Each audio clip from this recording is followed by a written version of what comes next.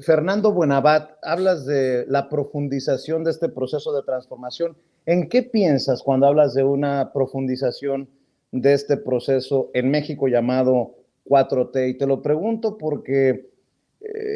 bueno, regresando a la patria grande, vimos cómo Ecuador se viró a la derecha dramáticamente, vimos en Perú como un golpe de Estado manda a la cárcel a Pedro Castillo, está este peligro latente en Argentina, pero en México pareciera que las cosas se cuecen aparte, a menos que tú tengas otra lectura, Fernando. Sí, sí, Vicente, se cuecen aparte en muchos sentidos y eso a mí me, me produce, eh, provisionalmente te lo digo, cierta tranquilidad. Pero hay temas en los que no hay punto de reposo en ningún momento. Yo, a propósito de la pregunta en qué hay que profundizar, voy de lleno y concreto al tema en el que trabajo permanentemente, que es el ámbito de la comunicación y de la guerra mediática, ¿no? Eh, yo creo que en México, como en todo el continente, nuestra más grande debilidad política es la debilidad comunicacional. Con todos los grandes esfuerzos que hace el propio presidente López Obrador con las mañaneras, con todo lo significativo que es ese bastión, eh, que es una escuela de formación política, de hecho, para México, es inédita, con todas las virtudes que tiene, de las que yo he podido escribir algunos textos. Por cierto, sigo pensando que es insuficiente. No porque no tenga, no porque no cumpla con sus objetivos, es porque la problemática del país exige, como decía el Che, no un Vietnam, sino 100, 1000 Vietnam, ¿no? Necesitamos 100 mañaneras, 1000 mañaneras operando en las distintas áreas, regiones del país, en los distintos niveles de la responsabilidad pública, hasta que logremos con un esfuerzo así de comunicación transparentar a la política toda, transparentar el financiamiento de la política, transparentar la estructura de las ideas, la estructura ideológica de la política en todos sus frentes, identificar los intereses que realmente están alimentando el ejercicio del poder, que se cumple en representación de un pueblo y que a veces la representación traiciona al propio pueblo. Eso lo estamos viendo en México todavía hoy. Hay zonas en las que estamos muy preocupados por los atrasos y por las condiciones lamentables de vida de nuestros hermanos mexicanos en el sureste, sobre todo en Chiapas, pero no exclusivamente, ¿no? También hay zonas en las que por unas y otras razones, explicaciones que se repitan, seguimos viendo a nuestros connacionales, para decirlo casi técnicamente, los vemos atrapados entre los fuegos del narcotráfico y de las Fuerzas Armadas gubernamentales. Seguimos viendo que no se resuelven problemas como, por ejemplo, el poder adquisitivo de los trabajadores en México, que sigue siendo, por más que hay importantes avances, por más que creo que históricamente estamos ante los récords más plausibles. Por cierto que en nada se compara ese avance con el avance que han tenido los que tienen el poder económico concentrado, que han estado ganando fortunas indecibles, y no hay parangones. Todavía no tenemos en el país, por ejemplo, cumplida la tarea que el propio presidente se prometió y nos prometió desde antes incluso de ser presidente, a propósito de juzgar a la Suprema Corte de Justicia y ponerla a los ojos de un país y de una historia, a que exhiba sus vergüenzas, que las tiene y muchas, a que exhiba su incapacidad de justicia social, de proveer justicia social en tiempo y en forma, a una Suprema Corte de Justicia que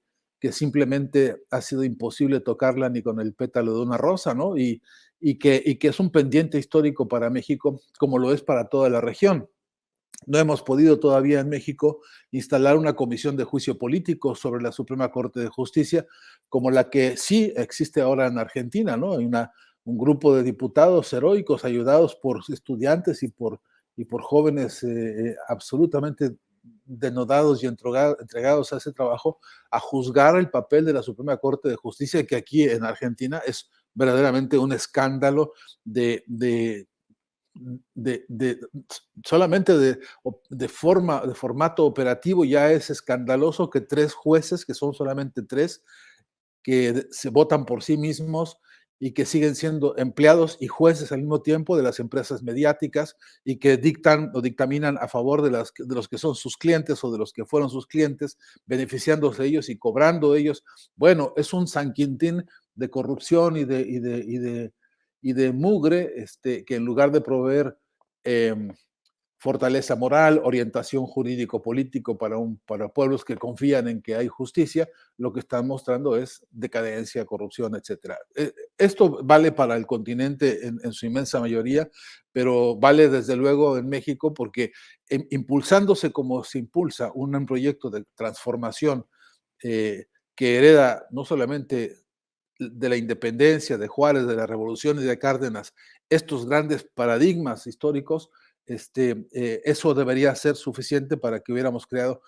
lo que yo llamo, o lo que llamaba Gramsci, una nueva hegemonía humanista para el país, y eso todavía no lo siento, no lo veo consistente, no lo veo profundizado. No veo que sea esto una materia obligada de pensar y hacer política, filosofía, sociología, etcétera, en las distintas áreas de la formación universitaria, y no lo veo como una condición del hacer y el pensar de los modelos administrativos jurídicos del gobierno mexicano. Entonces, hay que agregarle ahora a casi toda actividad que se hace, como la del CONACYT o como la de los distintos centros de educación, hay que agregarle un H siempre para que esté incluido el humanismo como condición de ser y de pensar esta revolución humanista que el presidente ha llamado y convocado con toda razón, pero que necesita un vigor mucho más profundo, en términos no de una concepción academicista del humanismo, no una concepción academicista de la filosofía, pero sí una concepción que en su fase más alta, en su fase más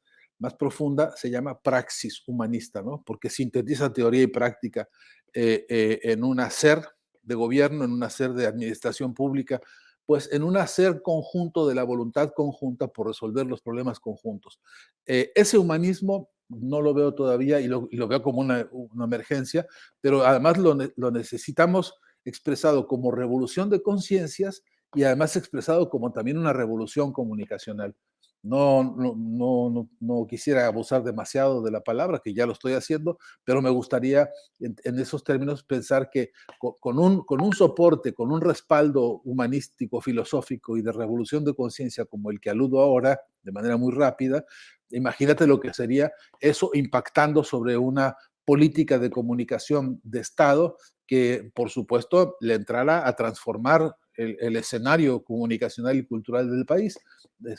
con respecto a la dependencia tecnológica, con respecto a la infiltración teórico-metodológica en las bibliotecas de comunicación del país. Ahí hay tráfico de influencias teóricas que no pasa casi por ningún